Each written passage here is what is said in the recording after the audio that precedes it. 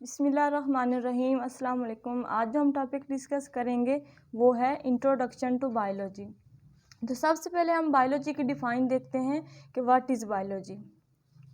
तो बायोलॉजी क्या है कि द स्टडी ऑफ लाइफ और living organism is called biology, कि ज़िंदगी के मुतालिया या फिर किसी जानदार के मुतालिया को बायोलॉजी कहते हैं।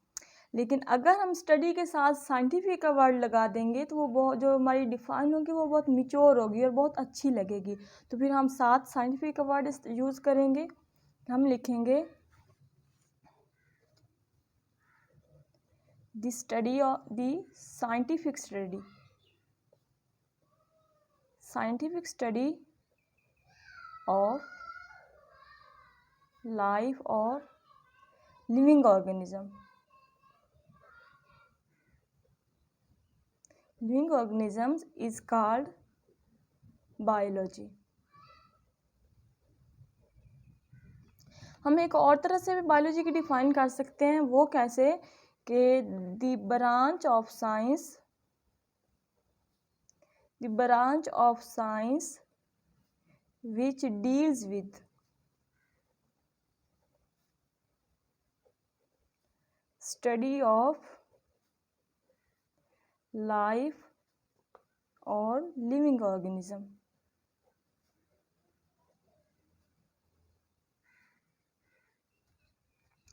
ये हो गई हमारी बायोलॉजी की डिफ़ाइन। अगर हम एग्ज़ाम में इतनी ही डिफ़ाइन लिखेंगे तो हमें इसका सिर्फ 1 मार्क्स मिलेगा, क्योंकि ये बहुत छोटी डिफ़ाइन है। तो हमें 2 मार्क्स लेने के लिए हम इसको थोड़ा सा एक्सपेंड करेंगे इसकी डिफ़ाइन को। वो कैसे करेंगे कि हम इसकी डेरिवेशन लिखेंगे कि जो वर्ड बायोलॉजी है वो ड्राइव कहाँ से हुआ है। तो हम लिखेंगे कि the word biology is derived from 2 Greek words। जो वर्ड बायोलॉजी है वो 2 यूनानी अल्फाज से मिलकर बना है, और वो वर्ड्स कौन कौन से हैं? एक है बायोस और दूसरा है लोगोस। बायोस का क्या मतलब है? लाइफ। और लोगोस का मतलब है रीजनिंग और थॉट भी कह सकते हैं, या फिर स्टडी। मतलब कि जो इन दोनों से मिलकर ये बायोलॉजी वर्ड बना। और ये जो लफ्ज़ था बायोस मीन लाइफ और लोगोस मीन रीजनिंग, मतलब ये कि जो हमारी लाइफ है उसके बारे में सोच विचार करना। रीजनिंग होता है सोच विचार करना, जांच पड़ताल करना। जो हमारी लाइफ के बारे में हमने सोच विचार करनी है उसको हम बायोलॉजी कह रहे हैं। जहाँ पर हमारी जो बायोलॉजी की डिफ़ाइन है वो कंप्लीट हो गई है। उसके बाद हम एक और कॉन्सेप्ट डिस्कस करते हैं। हमारे माइंड में जो कॉन्सेप्ट होता है वो ये है कि जो बायोलॉजिस्ट होते हैं वो सिर्फ लिविंग ऑर्गेनिज्म को स्टडी करते हैं, लेकिन ऐसा नहीं है। जो बायोलॉजिस्ट होते हैं वो लिविंग ऑर्गेनिज्म के साथ साथ नॉन लिविंग थिंग्स को भी स्टडी करते हैं। क्या करते हैं कि the biologist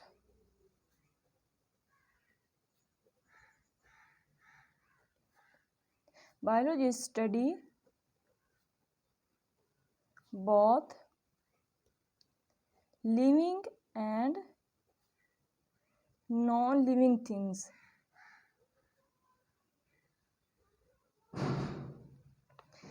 non living things को स्टडी करते हैं, लेकिन सिर्फ वो नॉन लिविंग थिंग्स जिनका कोई इफेक्ट होता है लिविंग ऑर्गेनिज्म पर। मतलब कि दोज, हम साथ बट लिखेंगे, लेकिन those non living things which affect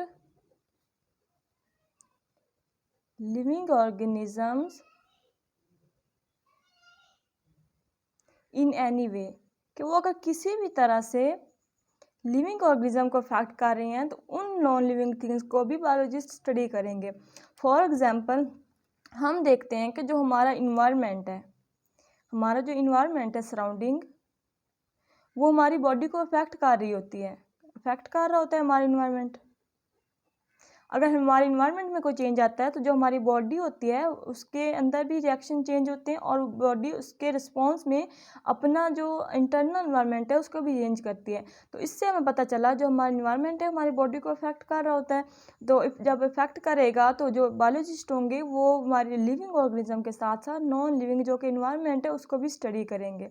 तो यहाँ पर ये कॉन्सेप्ट क्लियर हुआ कि जो बायोलॉजिस्ट हैं वो सिर्फ लिविंग ऑर्गेनिज्म को स्टडी नहीं करते बल्कि लिविंग ऑर्गेनिज्म के साथ साथ नॉन लिविंग थिंग्स जो होती हैं उनको भी स्टडी करते हैं। ये हमारा कॉन्सेप्ट क्लियर हुआ और फिर आगे दफ़ा फिर हम दोबारा जाते हैं बायोलॉजी की डिफाइन की तरफ। यहाँ हमने लिखा कि बायोलॉजी क्या है, the scientific study of life और लिविंग ऑर्गेनिज्म। तो यहाँ डिफाइन में हमें दो टर्म्स और नज़र आ रही हैं, वो कौन कौन सी हैं बायोलॉजी के अलावा, एक है लाइफ और दूसरी है लिविंग ऑर्गेनिज्म। ये दो टर्म्स हैं। तो हम इनको देखते हैं कि ये लाइफ क्या होता है, क्योंकि जब हम बायोलॉजी की डेफिनेशन देख रहे होते हैं कि द स्टडी ऑफ लाइफ, तो माइंड में क्वेश्चन आता है कि अगर स्टडी लाइफ की स्टडी को बायोलॉजी कहते हैं तो लाइफ क्या है। तो फिर हम देखते हैं कि लाइफ क्या है।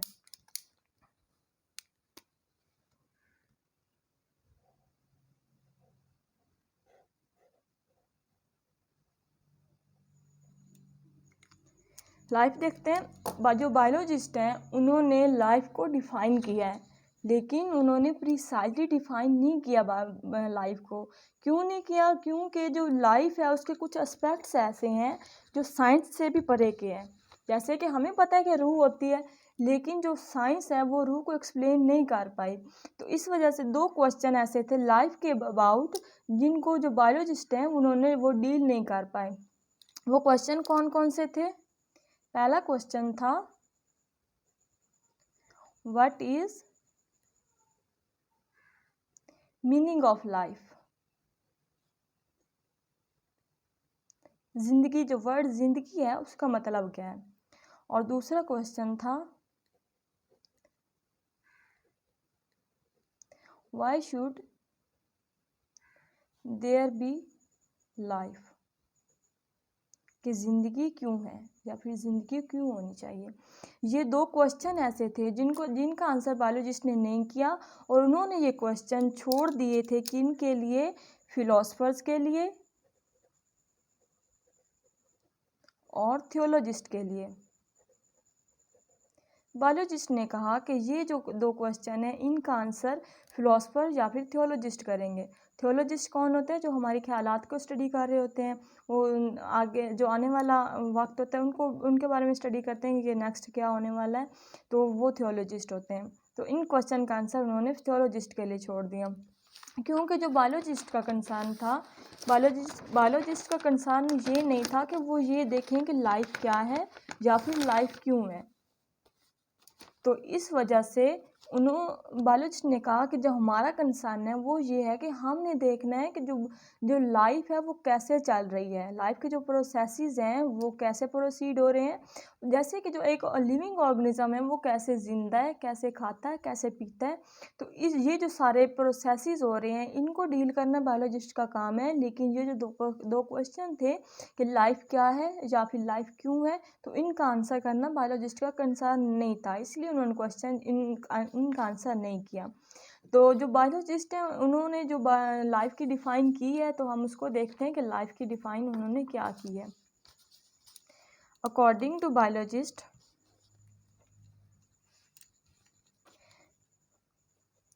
This set of characters of the set of characters that distinguish between living and non-living things।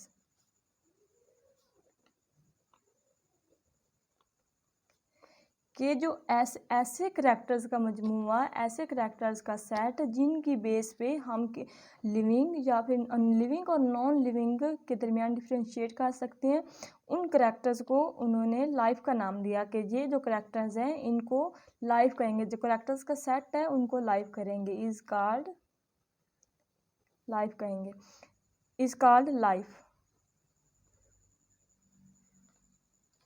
ये हो गई हमारी लाइफ की डिफाइन। अच्छा, अब हम दोबारा एक बार फिर हमने देखते हैं बायोलॉजी की डिफाइन। यहाँ पे मैंने दूसरी टर्म देखी थी, वो कौन सी है कि लिविंग ऑर्गेनिज्म। तो हम नेक्स्ट देखते हैं लिविंग ऑर्गेनिज्म।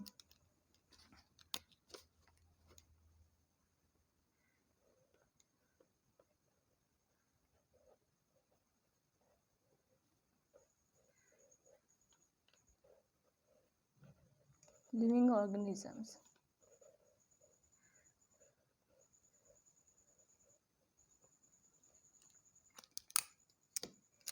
लिविंग ऑर्गेनिज्म क्या होंगे कि वो चीज़ें, वो ऑब्जेक्ट्स जिनके पास वो करेक्टर्स होंगे जो किसी के लिविंग होने के लिए ज़रूरी हैं। जैसे ये हमने कहा था करेक्टर के, लाइफ के करेक्टर कौन से हैं, ये वाले करेक्टर्स हमने कहा था करेक्टर के मजमूआ को सेट के जो करेक्टर्स का सेट है उसको लाइफ कहते हैं। तो जिन ऑर्गेनिज्म के पास ये करेक्टर्स होंगे उनको हम लिविंग ऑर्गेनिज्म कहेंगे। तो हम क्या लिखेंगे, the objects which possess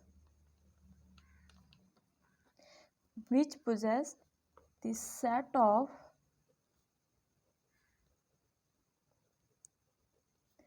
characters of life are called living organisms। कि ऐसे ऑब्जेक्ट्स जिनके पास वो करेक्टर्स होंगे जो लाइफ के लिए ज़रूरी हैं या फिर ज़िंदा रहने के लिए ज़रूरी हैं, तो उनको हम लिविंग ऑर्गेनिज्म कहेंगे। तो यहाँ पे हमने कहा सेट ऑफ करेक्टर्स, हमने यहाँ भी सेट ऑफ करेक्टर कहा, हमने यहाँ भी सेट ऑफ करेक्टर कहा। तो हम देखते हैं कि ये करेक्टर्स कौन कौन से करेक्टर्स हैं जिनकी बेस पे हम किसी ऑब्जेक्ट को लिविंग कह रहे हैं या फिर नॉन लिविंग कह रहे हैं। तो वो देखते हैं करेक्टर्स।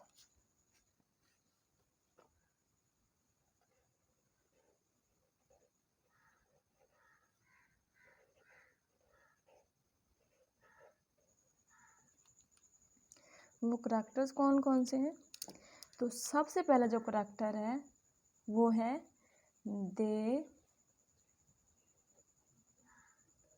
Composed of cell. कि वो जो लिविंग ऑर्गेनिज्म होते हैं वो सेल से मिलकर बने होते हैं। वो सेल एक भी हो सकता है, वो सेल एक से ज़्यादा भी हो सकते हैं। जैसे कि जो सिंगल सेल होते हैं बैक्टीरिया वगैरह, वो मल्टीपल सेल्स होते हैं जैसे कम्प्लेक्स ऑर्गेनिज्म प्लांट्स या फिर एनिमल्स। तो वो पहला करैक्टर क्या है कि वो सेल से मिलकर बने होते हैं। और दूसरा करैक्टर देखते हैं, दे हैव जेनेटिक मटेरियल। उनके पास अपना जेनेटिक मटेरियल होता है और वो अब इस जेनेटिक मटेरियल को एक जनरेशन से दूसरी जनरेशन में ट्रांसफ़र करते हैं। जेनेटिक मटेरियल क्या होता है, हमने 9th-10th में पढ़ा था, डीएनए होते हैं, जीन्स होते हैं, तो उनको जेनेटिक मटेरियल कहते हैं और वो रिस्पॉन्सिबल होते हैं जो उनके अंदर करैक्टरिस्टिक्स होती हैं। नेक्स्ट हम देखते हैं, दे ग्रो इन साइज। कि जो लिविंग ऑर्गेनिज्म होते हैं वो अपने साइज़ में ग्रो करते हैं। वो विड्थ वाइज भी ग्रो कर सकते हैं, वो लेंथ वाइज भी ग्रो कर सकते हैं। मतलब ये कि जो चीज़ अपने साइज़ में ग्रो कर रही होगी हम उसको लिविंग कहेंगे। नेक्स्ट देखते हैं कि they require and use energy. उनको एनर्जी रिक्वायर भी होती है और जो रिक्वायर होते हैं फिर इसको जो लेते हैं एनर्जी फिर उसको यूज़ भी करते हैं। ये इनका एक करैक्टर है लिविंग होने के लिए। नेक्स्ट है रिप्रोडक्शन। कि वो रिप्रोडक्शन करेंगे अपने जैसे या फिर अपने से डिफरेंट अपने बच्चे पैदा करेंगे और अपनी जनरेशन को इंक्रीज़ करेंगे। ये उनका करैक्टर हो गया। और फिर उसके बाद आता है होम्योस्टेसिस। वो होम्योस्टेसिस करते हैं। होम्योस्टेसिस क्या होता है कि जो अपना इंटरनल इन्वायरमेंट होता है उनका, उनको मेंटेन करते हैं। अगर उनके एक्सटर्नल इन्वायरमेंट में कोई चेंज भी आ जाता है तो उस चेंज के अकॉर्डिंग वो अपने इंटरनल इन्वायरमेंट को मेंटेन करेंगे, तो उसको होम्योस्टेसिस कहते हैं। और नेक्स्ट और लास्ट है कि वो इन्वायरमेंटल रिस्पॉन्स शो करते हैं। Environmental response